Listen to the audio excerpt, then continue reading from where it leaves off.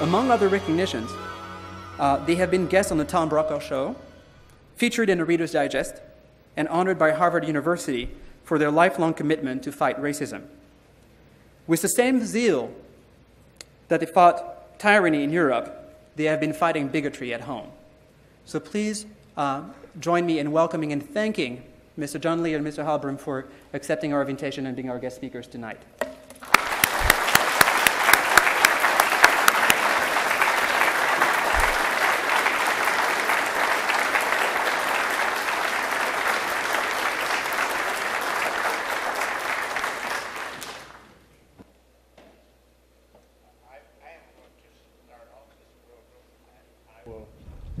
Give a little lecture and background on myself and the Tuskegee Airmen, and then Mr. Heilbrun will come in and tell how we met and what we have done together. So I'm going to give you basically the story of the Tuskegee Airmen and my participation with them. I was born here in Cincinnati, one of 10 children. I lived through the Depression. My father was not a wealthy man. In fact, he didn't have much money at all. 10 children, and we lived meagerly. I thought we were very, very poor until, I got a little older, and I talked with one of the gentlemen at the Urban League, Joe Hall, who I was telling him how poor I was, and he said, "Listen, buddy," he says, "You aren't poor. You're one of the Golden Spoon boys." He said, "Heck, you got a house to live in, you have a car, and your father's working, and you've got food." So I realized all of a sudden that I wasn't the worst off in around. So anyway, I went to school here in Cincinnati. I went to elementary school in North Avondale, graduated from Withrow High School, and then went to the University of Cincinnati later on and graduated from University of Cincinnati. But along the way, there were a lot of obstacles. And I'd like to just start out my story by just reading a little quote of a part of a poem from Paul Laurence Dunbar. And this poem was written in 1906. Paul Laurence Dunbar was a black poet who lived in Dayton.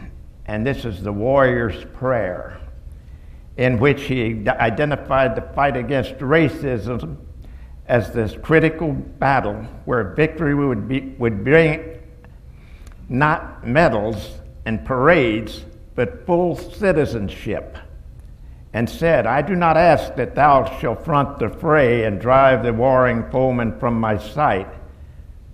I only ask, O Lord, by night, by day, strength for the fight."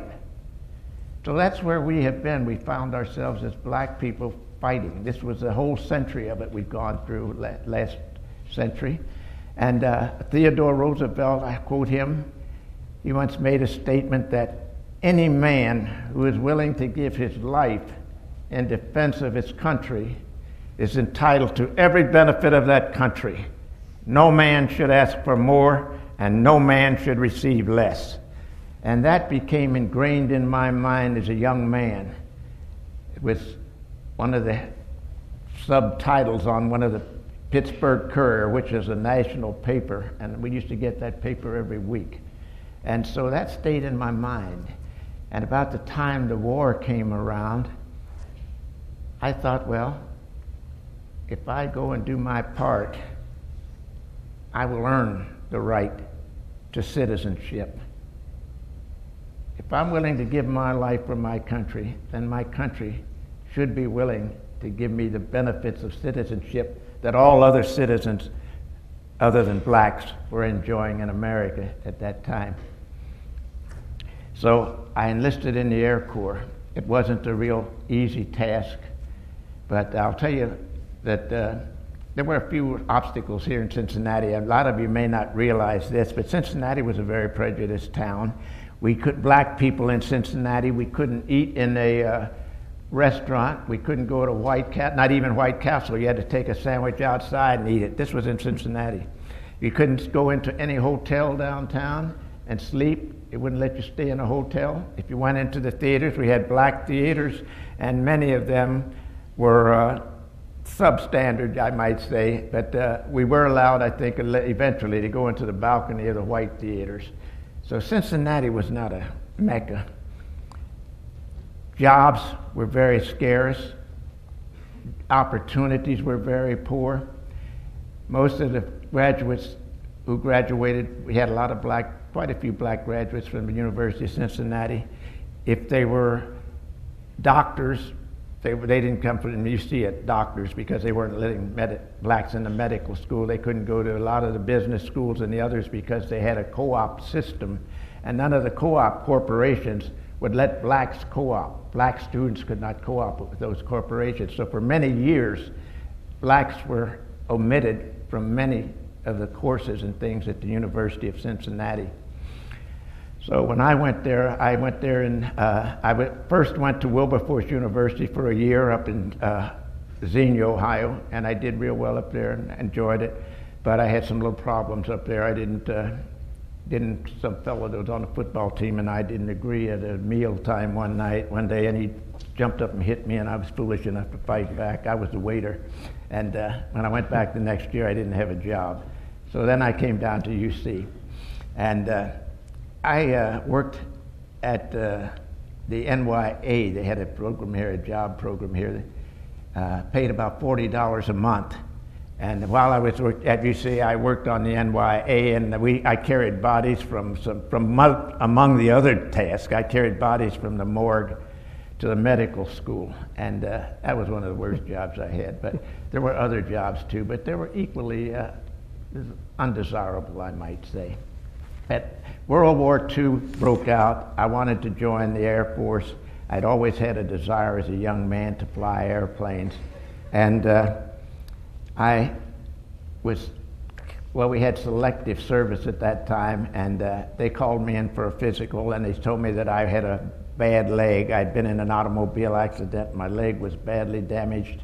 In fact, I could see the bone from the knee to the ankle on one leg, and they pulled the flesh together and wrapped it up, and doctor told my dad, he says, he'll never walk, he'll lose that leg in a couple of years, maybe before that. So I think that my folks had conceded that I was going to be a one-legged man in a year or so. But after I heard that doctor say that, I made up my mind that I was not going to lose my leg. And when I got out of the hospital about 30 days later, I was 8 years old at that time, and I think I ran for the next 15 years, about 10 or 15 years, until I went in service, because I was going to make sure that this leg was going to be all right, that I wasn't going to be a cripple all my life. So I had some determination, and I tell that to young kids. When I talk to young kids, I let them know that if you can make your mind up early in life and do some of the things you want to do, then you go ahead and do it. Don't let anything deter you. So I was given 4F rating at the selective service, and I told the man there, a doctor, I said, listen, I'm going to fly airplanes, and so you've got to make me 1A. He said, you can't fly airplanes, you'll never fly an airplane. I said, well, I'll tell you what you do. You make me 1A. I said, I'm on a track team in high school, and I run track. I ought to be able to push airplane rudders. And he finally listened to me. I didn't tell him I hadn't won a race, but I thought that was immaterial. So anyway, I passed. He made me 1A, and I went to the Air Corps. I passed their written test, and then I came to the physical. You had to balance on your one leg like that. It fall flat on my face. So I told the doctor that I came there. I wanted to push airplane rudders. I wasn't coming in to run miles and all that sort of stuff. And we had a long discussion, and finally he passed me. And so I never did pass a physical. I'll say this, I was in the Air Corps for about 5 years and went through all the flying, combat, flight instructor, and everything else, and I never did pass a physical. And we used to have a physical every 6 months, and every time I'd tell the last doctor passed me, how are you going to tell me I can't pass it? But anyway, it worked. So I got, I'll tell you what, can we see one of those first tape? I went to Tuskegee, Alabama, I was sent down there where they had a flying school, and I was assigned to class 43G. When we first got there was a white captain who came in. There were about 65 members of this class. They were from all parts of the United States, and this was a white Southern captain. And I'll have to tell you who don't know what racism and prejudice was, that it was there. Whatever it was, the worst of it was right there in Alabama. This captain told us, he says, you boys are from all over the country. I know a lot of you from up north.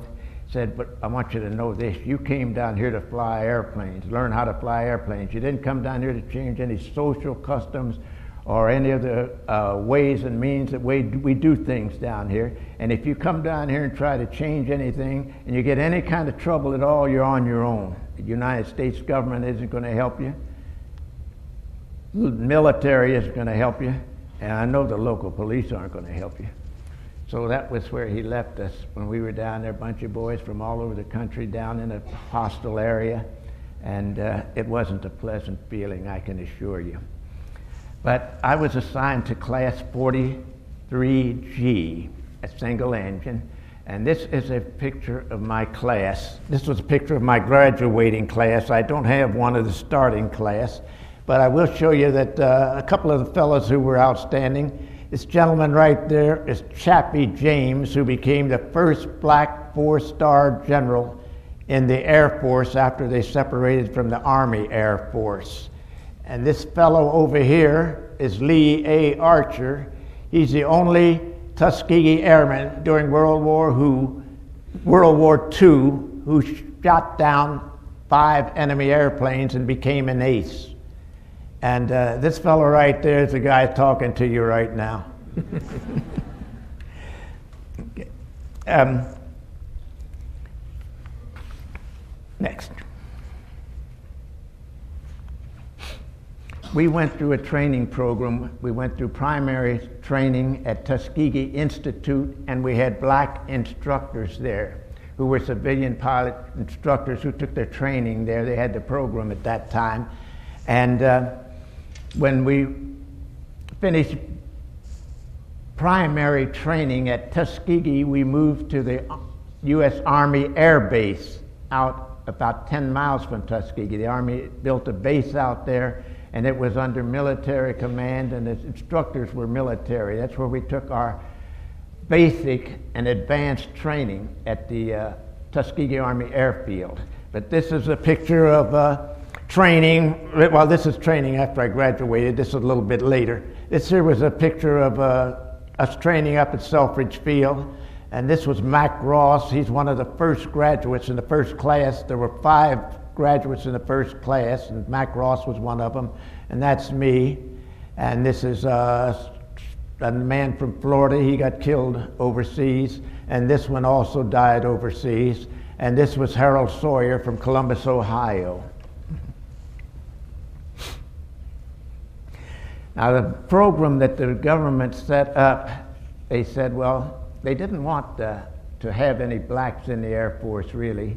So they designed this program and set it up, and they called it the Tuskegee Experiment. And what they called it, it's an experiment to see if black people can fight and fly in airplanes. So this is what we were a part of, this Tuskegee Experiment. That's what this program was called. And in order to satisfy the brass that said it was impossible, they couldn't fly, they were too dumb, they didn't have the intellect, and they were inherently inferior, and they had no business being in the Air Corps. So what they said we will do is we will set a quota on the number who can go into the program and a quota on the number who can graduate. So that way we can limit them and we won't have to worry them eventually. We'll make it difficult for them. So we'll make it so difficult that they'll quit almost, and we can disband the program and forget about it.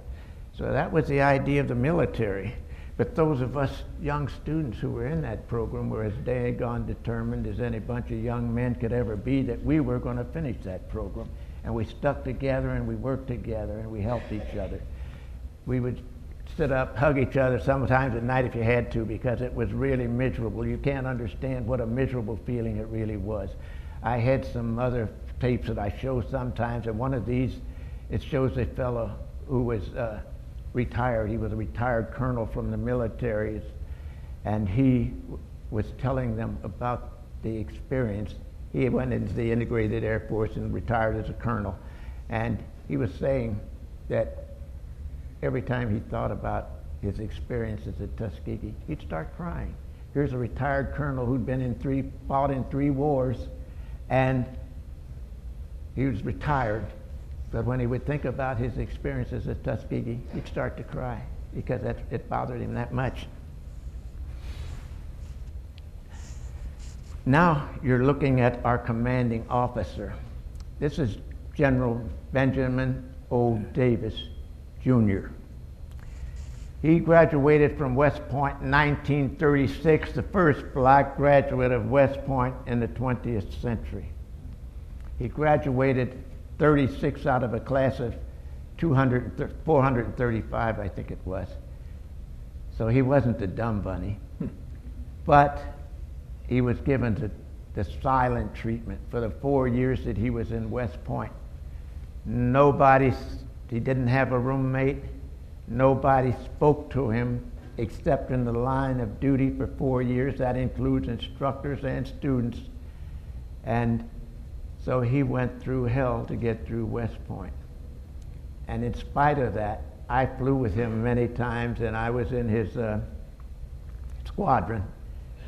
And he was one of the most dedicated American citizens you'd ever see. His motto was duty, honor, and country. And I'll tell you, some of us had a hell of a time trying to keep up with him and his honor and duty and country, because we were going through hell otherwise. He died a few years ago. Darn. And he wrote his autobiography. I knew I'd lose something. Anyway, I had the cover of his autobiography here someplace, and the title was it, Benjamin O. Davis, Jr., American. That's all he wanted to be called, was an American. And he was one of the most dedicated, and he died about 3 or 4 years ago. And I'll tell you, he was a real American if there ever was one.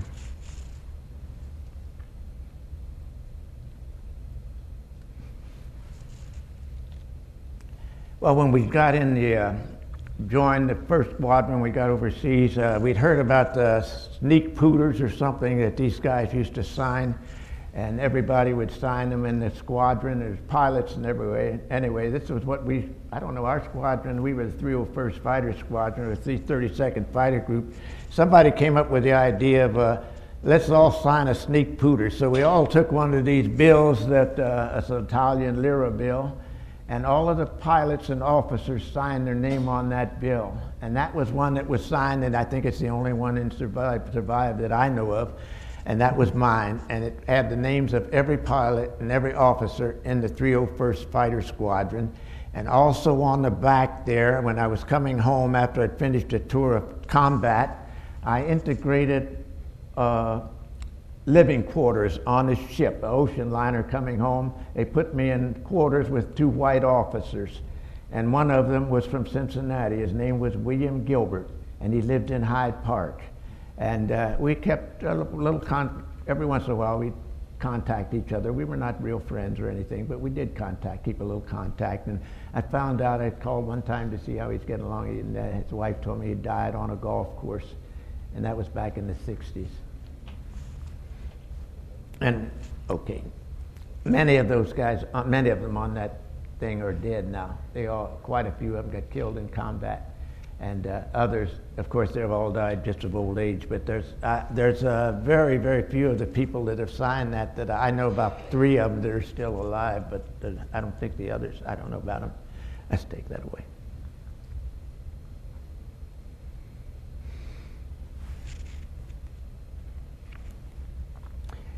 Well, when we would go out on our combat missions, we would have Red Cross workers greet us with coffee and donuts when we came in, and this was just happened to be an escort mission that the Air Force pilot was around and took that picture. And this was Walter Foreman, one of our members, and this is me. It's this Harold Sawyer. He's from Columbus. He's dead, and this guy's dead too. And this was a Red Cross worker. I don't know, happen to know who she was, but she was just passing out donuts that day. Okay.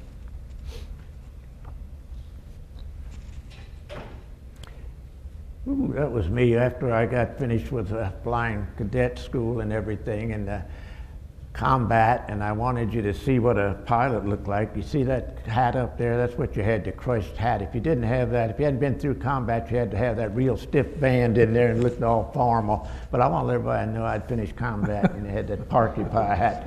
Let's take that out. That's okay.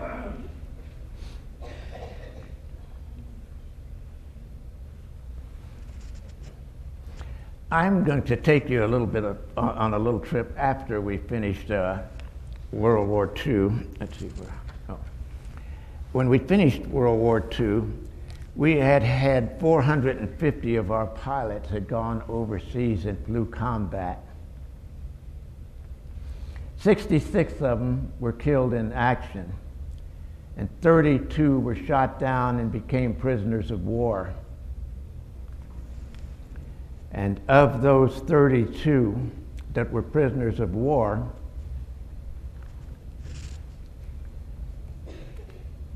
they all said that the only time they were treated like an American officer was while they were prisoners of the Germans.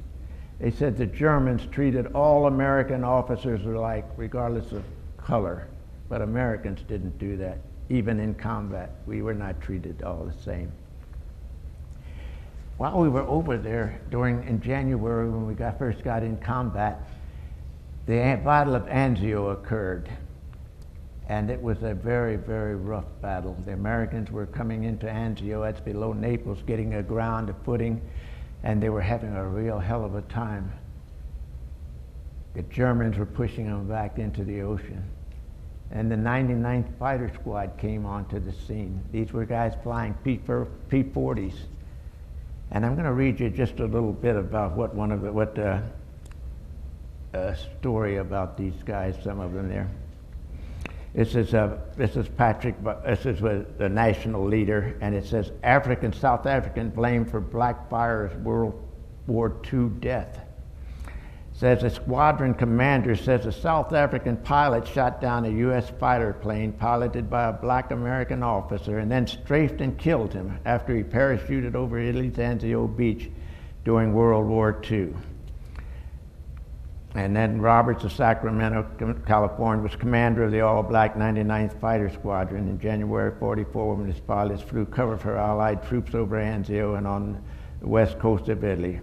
One of our pilots was shot down deliberately by a South African Air Force pilot who then strafed the American after he bailed out, Roberts says. The pilot's name was Sam Bruce, and he was one of our better sighted pilots, an outstanding athlete from the Pacific Northwest. So we didn't even have to fight racism from Americans. This was a South African flying British plane. And he shot down one of our men in cold-blooded. I didn't know anybody else did that. That's a black American shot down in cold blood by a South African. Ike Eisenhower, I understand, came over and had a big to-do with them, and we don't ever know what happened to that pilot, if anything. But anyway, the war ended. We came back to the States, some of us. I can't talk too long because Herb's got to talk here for a while. And I'm going to read. When I came back to the States, I left overseas and I came back to the States as a flight instructor. I had 132 combat missions. White pilots, fighter pilots at that time were flying a total of 50 combat missions. When I left, my orders said that I had 72 combat missions, but when the Smithsonian sent an observer over in 1995 to check up on the black pilots and their records and everything, and he found out that every black pilot who completed a combat tour of duty had flown a minimum of 125 combat missions. I flew 132. So we were doing a little bit more than was expected of us, I think, and we were flying off much longer than the white pilots. They would rotate them back to the States and they would become flight instructors, but they didn't know what to do with it. You got a bunch of black pilots, you don't know what to do with them. Over Anzio, the Tuskegee Airmen shot down in 2 days 19 planes, and in the week or 2 weeks they shot down about 22 and also damaged quite a few others, but they also lost 8 pilots during that campaign. And so we were lost. We were at a loss. We didn't have enough trained pilots in the States because of this designed program to limit the number going in and limit the number coming out. So we've got men over here dying and they can't get replacements. This was what your segregation and stuff can do for you. So anyway, we survived. We went on and got through. The Battle of Anzio went well. The 99th saved Anzio. You don't hear about that in the regular history books or anything, but that is the way Eisenhower came over, and he congratulated them and told them that they had done a real job. And while I was back in the States here in 1945 as a flight instructor, we had a Tuskegee Airmen football team. All of our boys were college boys. Almost everybody in our early classes was a college graduate. And at one time we had the smartest, most intelligent unit of men in the whole military. So I'd say we weren't dumb bunnies.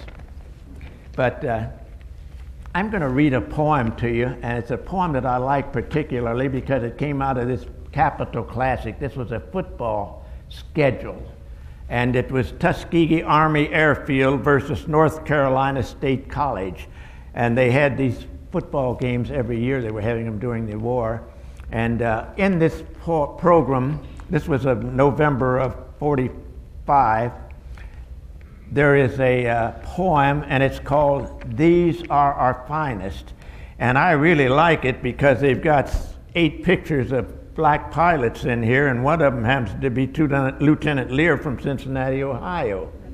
I mean, that makes it a little more interesting. But I'm going to read this poem to you. It was written by one of our instructors, and it gives you an idea of the feeling of these men who were willing to give their lives over there. This is at the end of the war. We'd come back. Some of us were back in the States by this time, and they'd had a taste of America to see what it was like. We saw what it was like over there. This is a poem. Not even the sun was bright that day down in Alabama when a handful of Negro cadets went out to add the highways of the military path of the military eagle to the path of the man of color. Went out to answer their nation's chimerical question: can a Negro fly and fight in airplanes? The sun shines right when things are bright, when the wind blows strong and free. The challenge was great and the terms were harsh. Go down there, black boy, way down to Alabama. Sweat out your days and sit out your nights. Show me, black boy, show me you can fly. The challenge was met by hearts that were strong, from hamlets, towns, and cities. From states like Oregon, Maine, California, and Georgia came Jones, Smith, Richards, and Washington. In a long, steady procession, they came to Tuskegee. The days were long. Hup, hup, hup, ho! Hold that nose down, mister. Damn it, get that wing up. Can't you hold that horizon, mister? Quit holding that rudder in turns. But the journey was swift. From plane to plane, from light to heavy, from Stearman to BT to AT to Thunderbolt, from Tuskegee to Italy. Could a Negro fly military planes? Well, here they were in Italy, and there sat their P-40s cooling on the ramp. Pretty good, black boy, pretty good. But wait a minute, that's not all. Can you fight in planes? Will you come scudding home with the first burst of fire? Better take it easy for a while, black boy. Right now, just better fly over yonder and shoot up some trains. Then Anzio. LSTs rolled up the beaches and dropped out Americans. The going was rough. Blood everywhere, enemy planes pounding, strafing, pushing us back. Suddenly, swiftly and surely, out of nowhere came the friendly whine of P-40s. Down, down, down went Jerry. On the beaches, Americans moved forward and slept peacefully that night. Oh, tell me, lad, of that day long ago of the black boy from Tuskegee over Anzio. The rest is a matter of record. A field-packed saga of the men who fought in the skies over Europe to save a seemingly ungrateful nation. But these men are not whole, not full. The best of them lies buried. For were they not given escort by an invisible ghost-like squadron of planes? And where are those who won't come back? Remember Red Dawson, Big Davis, Sidat Singh? When shall we three meet again? In thunder, lightning, or in rain? Heroes. Men are heroes. These are more than men. These are the valiant, the brave, the black boy tried and true. They're the exploited, the expendable, the birds with clipped wings. They're the noble, the greatest. These are our finest. Hats off to the men who tried. Hats off to the men who cried. Hats off to the men who died. And that was written by John H. Young III.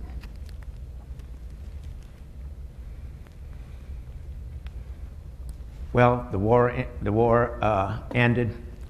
We came home. A lot of us got back.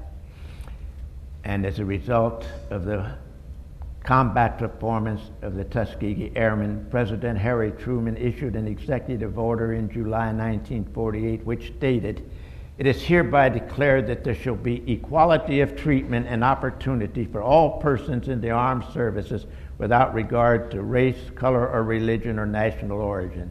The new policy was to go into effect as rapidly as possible, having due regard for the time required to effectuate any necessary changes without impairing efficiency or morale. And by 1954, all branches of the service were integrated.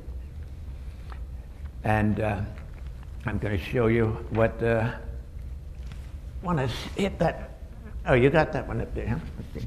Well, part of the result of that was that we started after the war. I'll tell you, for about 40 years, nobody knew that there were a Tuskegee Airmen. The military kept that a secret. They did not have our names publicized in any magazine, book, or anything. There was nothing in any book, anywhere that ever said there were black flyers in World War II. I came back to Cincinnati. I couldn't get a job any place I tried. I lived in Covington for a while. I couldn't get a job any place in Cincinnati. I had to drive all the way up to Wright-Patterson, up beyond Dayton to get a job, and I finally got a job up there. It was 142 miles a round trip a day, and it was rough in the wintertime. 47, 48, we had that rough winter.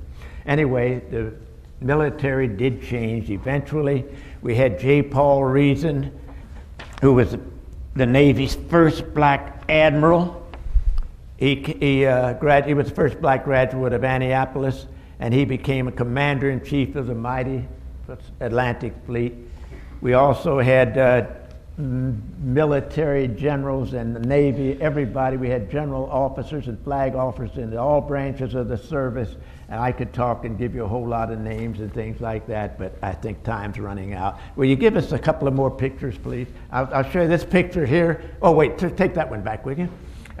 I don't know whether anybody here will recognize that airplane, but there might be somebody who's seen that plane before. But we had an opportunity. Tuskegee Institute sent out an invitation for some of the prior members who had graduated from there to fly down to Tuskegee, not to fly down, but to come down to Tuskegee and receive a special award. And I got a few of the guys together. One of them was from Dayton. That's C.I. Williams here. He's Lieutenant Colonel. He retired from Dayton. And this is Don Durham. He's Cincinnati here. He just, he like myself, he just got discharged. He didn't. And this is Frank Walker from down in Kentucky. And he flew combat, got burned badly in a crash on takeoff one day in a P-47. And this is John H. Leahr, yours truly. And that, I don't know whether I should mention, I don't want to embarrass anybody, but I think that plane belonged to Mr. David O'Malley, and he was kind enough to let this group use that plane to fly down to Tuskegee in an hour and a half, which would have taken us a half a day any other way in the world that we could go. And we flew down there in an hour and a half back. Thanks, let's go to the next one.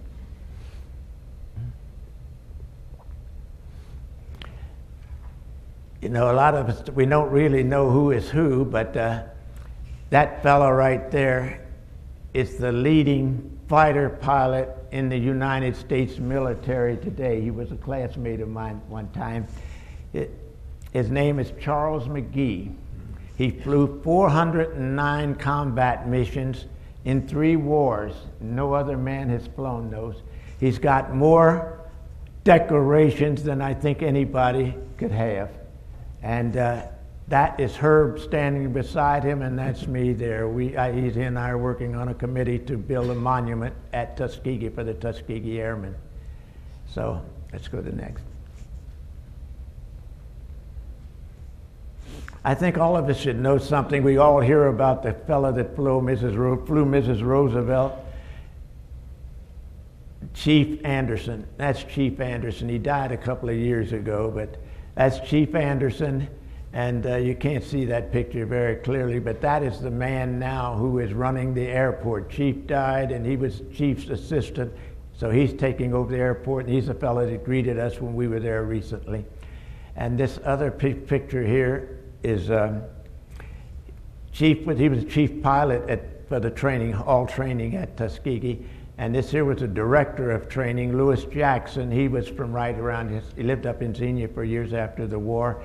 And the airport up there is named after him. And he designed a lot of roadable aircraft. None of them was practical, but he had flown quite a few of them. I worked to fool around with him on some of them. And he'd fold the wings down over across the top and you name it. But he did all kinds of designs. He felt that a garage should be the same place for an airplane that should a car, and you could drive it to the airport, take off, go where you're going. Okay, next please. That's it. I'd now like for you to meet a friend of mine. This is a gentleman who came to me at one of our meetings, and he kind of shook me up a little bit. He came up to me and he gave me a big hug, and I wasn't used to getting hugs from men, and especially white men.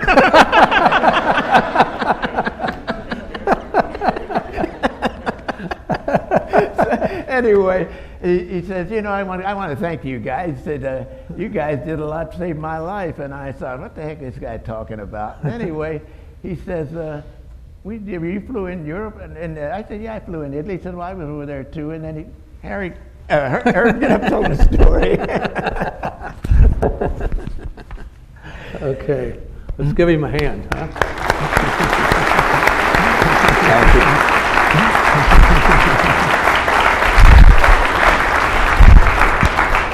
I'd like to talk over here. I'll talk here. If you wonder why I give that fellow a hug, I never miss an opportunity, because if it were not his devotion to duty and his courage, I wouldn't be here today. There's no question about that. I just wouldn't be here today. We combat pilots of World War II had our day in the sun, and now we're a vanishing breed. But so when we talk to schools and corporations and people like this, we hope you might remember us and what we tried to do. It's nice to be here again, to see Francois and my friend Bonnie May and all of you. This is a wonderful facility.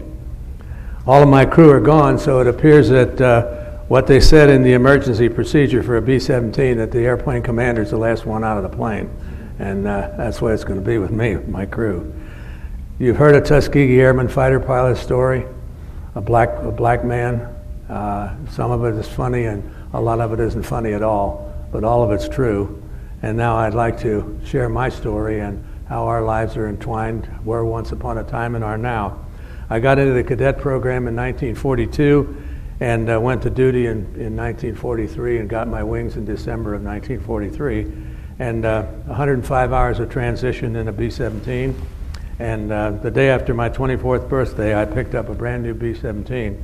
It had 6 hours and 15 minutes on it from the Boeing factory, and the floorboards were still tacky for paint. And I was like a kid with a new toy, and I'd like to show you my B-17 if you'll give me number 1. Now that's a B-17G, not my airplane, but exactly like the one I flew. Had a 105-foot wingspan, 4 1,200 horsepower engines, 97 feet long. It had 13 50 caliber machine guns in nose turret, top turret, ball turret, and tail turret. Carried a crew of 10. There was a bombardier and navigator in the nose, pilot and co-pilot and engineer in the cockpit. We had a ball turret gunner, we had a radio operator, we had 2 waist gunners and a tail gunner. We carried 2,800 gallons of gasoline and dropped either 12 500-pounders or 6 1,000-pound RGX bombs. I was like a kid with a new toy. It's like somebody out there giving you a Lamborghini and it's all yours, you know. We flew from Lincoln, Nebraska to Bangor, Maine, to Gander, Newfoundland, to the Azores, to Marrakech in French West Africa, across Africa to Tunis, and across Sicily to Gioia, Italy.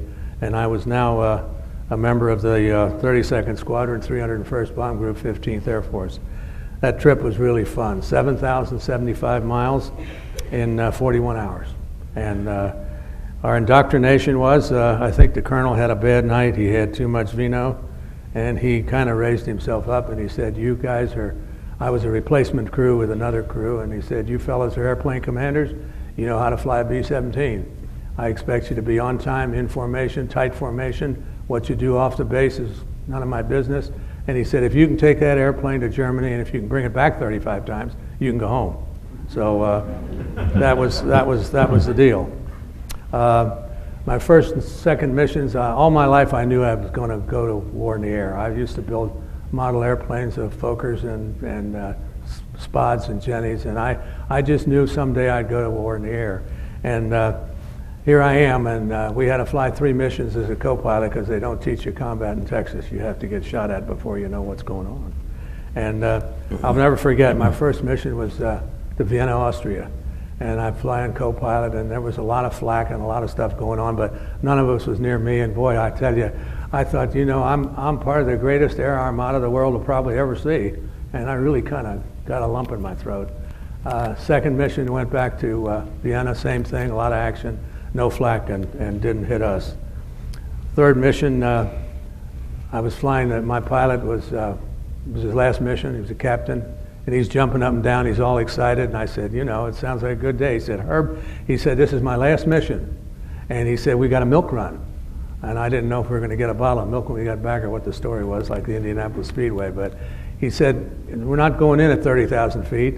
He said, we're going in at 18.5. And he said, we're not going to have 850 flak guns. We're only going to have 26. He said, it's going to be a breeze. And boy, was he wrong. Oh, was he wrong. We were on the bomb run. And he said, I looked out to the right, and I could see they were tracking us. It wasn't a barrage. And I saw 6 bursts of flak right eye level.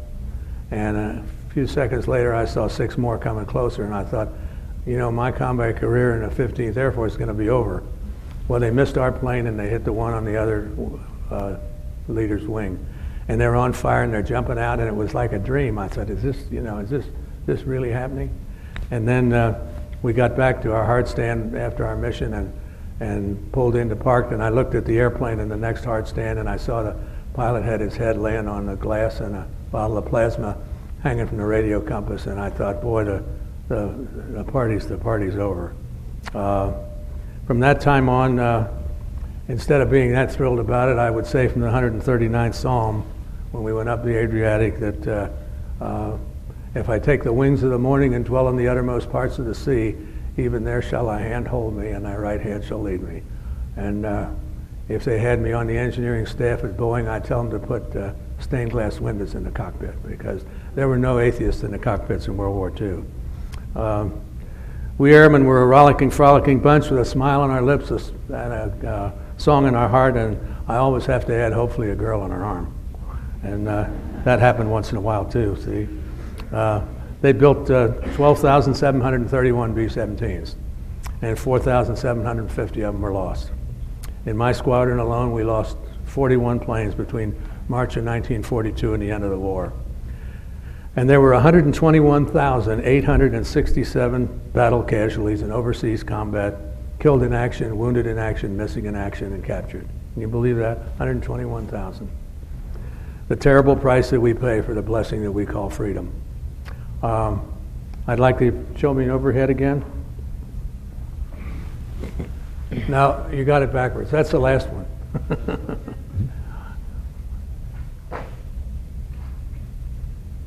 That's the one. This happens to be flak over Vienna. If you'll notice, each one of those black puffs is a 88 or 105, and what happens is that they either have proximity fuses or they're timed and they get up under the airplane and explode. And it was called, in World War I, they called it shrapnel, and in World War II, we called it flak. And Christmas Day of 1944, we hit the oil refineries at Brux, Czechoslovakia, and they had 850 flak guns over that target, and believe me, they all worked. And my airplane on that mission was hit 89 times. Had wind is shut out, control cables, oxygen bottles, radio equipment. And I carry one of my Christmas presents from that day. That's a piece of flak that came through the leading edge and tore some cables off and landed in a fuel tank. That'll spoil your day if it hits you. All right, so next one, please. This was taken with a very, very fine, expensive camera. It was a $5 Brownie. And this will show you some of the damage. Now, that doesn't happen to be my plane. These are the windows that were shot out of my plane Christmas Day, but that's a piece of flak that hit. This is a remarkable picture, I think. My buddy right there took it, and that picture is in Jablonski's book on the B-17. What happened with this guy, he took a direct burst in the waist. The whole thing blew up in the waist. Now that hole is a little bit bigger than it was in the air because it buckled when he landed, but he took that burst in the air. It was, and that airplane came home. And that's why I love the B-17. And this fellow I happen to know was missed the Leaning Tower of Pisa. That would have been in the history books. And he went through a flak battery, but they all got out of there. And in the book, Queens Die Proudly, the author says, for those of us who have seen a fortress die in battle, we'll tell you how they do it. They die like the men who fly them and fight in them would want them to die, and Queens die proudly. And I've seen them die, and it's something I'll never forget.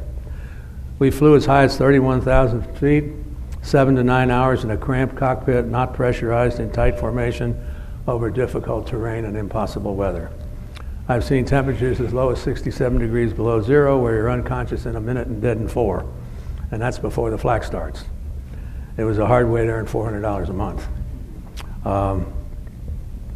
Just to give you a little idea of what combat can do, somebody came up with the idea down at group headquarters that when the 15th Air Force isn't out, we're going to send out one airplane over Germany or Austria or wherever.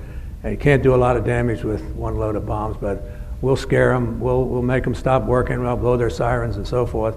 And you didn't have to fly it, but they'd come up to you when you were having a beer or whatever, and they'd say, you know, we have to fly these, will you fly one? Well, you know, you're not going to say no. So I said, sure, I'll be glad to fly one. Well, I said I'd fly one. I don't know how glad I was to fly it. But it was so bad that they finally just eliminated them. I had a fellow, was a 20-year-old fellow pilot, and they sent him to Berlin at night alone, if you can imagine that. They had 1,000 guns over Berlin. And would you believe, he said you could read a newspaper in the cockpit from the exploding shells. It was unbelievable. And would you believe 2 days later, Johnny just told me he had somebody in his squadron had the same experience. This fellow's hair was white. I mean, his hair turned white in a couple of days. And Johnny told me that happened to somebody in his squadron too. So it can take a terrible toll on you. But there was a bright spot in my missions, and that was the fighter protection that I got from John and his friends. They kept the ME-109s and the Focke-Wulfs off my behind, so I could go home to my loved ones and have a life. And if it wasn't for that, as I said before, there's a good chance I wouldn't be here. The legacy of the Flying Fortress is that once we were on a bomb run, they had never turned back a squadron or a group from enemy action. They shot down in July, before I got to my squadron in November, they shot down a whole squadron, a 32nd Squadron. And the legacy, of course, of the Tuskegee Airmen is that they never lost a bomber that they escorted. God bless them. That's why 8 years ago, when they were being honored down on the square in a reception in Cincinnati, I went down uninvited, hoping to find an airman that maybe, just might, have flown when I did, and give him a hug. and thank him for all he did. And there's a lesson in this, because we wouldn't be here tonight, and we wouldn't have done everything we've done in talking to schools and the children if I hadn't have gone down there. And you know, everybody's got a lot to do on Saturday. Me too. But something said, you better go down there. And I guess the lesson is that if you're going to do something unselfish with no reward, but to do something in your heart, you do it, because I did, and that's why we're here. When I met John after 52 years, it started one of the most memorable chapters of my life. We compared our mission sheets, and he actually took me to Brecht, Czechoslovakia, and to Leahr, Germany. I didn't know if it was John near me, but he was actually in the air with me, and could have been from here to the wall. I don't know, but he was on the thing. We discovered we lived 10 minutes apart when we were kids, and attended this small school of 5 grades. Being a saver, and John told somebody tonight and embarrassed me that I saved every check I've ever had, $17,857. He missed it by 5, but that's close enough for government work, Johnny. But I got out my picture, and this is really the kingpin of all the things we do that people love, and we do too. I got out my picture of Miss Pitchell's 3rd grade class. Now, there were 40 children in that class, and there was 1 black boy in the class. And I'd like you to show that picture before. And guess who's standing next to him? But me. You see that? Okay, it's in backwards, but that's all right. There's me and there's Johnny. And I don't think that was a coincidence. I think that really had to be. It would have been one thing to be in the same school with him. It would be something to be in the same class with him. But to be standing next to him, I think that was really supposed to be. You know, we didn't really know each other in those days. I had no black friends when I was a child. Never heard a word about racism or against any ethnic or religious or anything else group in my family. But the black people lived here, and we lived here, and that's the way life was. And it's sad, because instead of having a friendship of 8 years, we could have had one for another 70 years. And but at least we got what we got now, and I'm grateful for that. We've talked to dozens of schools and corporations and wonderful groups like this, and I'm an honorary member of Tuskegee Airmen and past treasurer of their local chapter. But Johnny taught me things about segregation and racism and the indignities he suffered before the war, during the war, and after the war. He didn't tell his story tonight, but he was almost lynched with his ribbons and wings in Memphis after the war. It makes me sick. He's a fine man, and I want everybody to know that my life has been enriched having him as a friend. Recently, a friend of mine said, "Herb, you know, you and John's story seem to have taken on a life of its own." He said, "You've been in Air and Space Smithsonian Magazine, you've been on the History Channel, Tom Brokaw's show, you were honored at Harvard University, a children's book is being written about you, and you were in Reader's Digest last March." And he said, "Is there any one thing that stands out in all of this? Could you say in just a sentence, in a few words, what this whole thing has meant to you? And let me share my answer to that." In November of 1962, Eleanor Roosevelt, President Roosevelt's widow, addressed the General Assembly of the United Nations. And Adlai Stevenson, commenting on her remarks, said that she would rather light candles than curse the darkness, and her glow has warmed the world. And that really touched me, because I know Johnny and I aren't about to warm the world.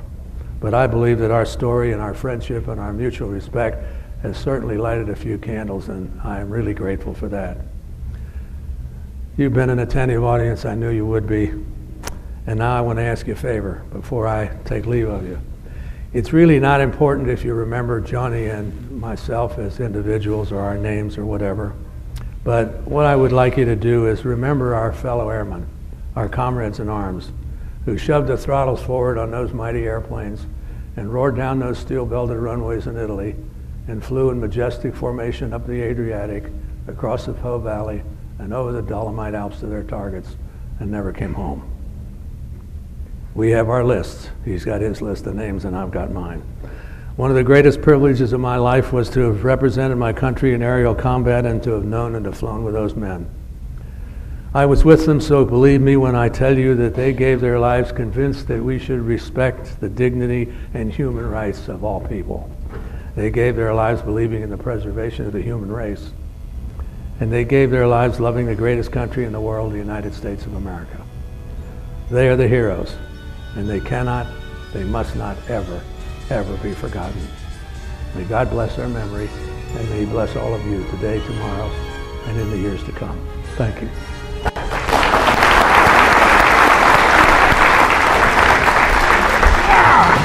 Very good, buddy. You're my guy. Great. You're my Great guy. talk. You're my guy.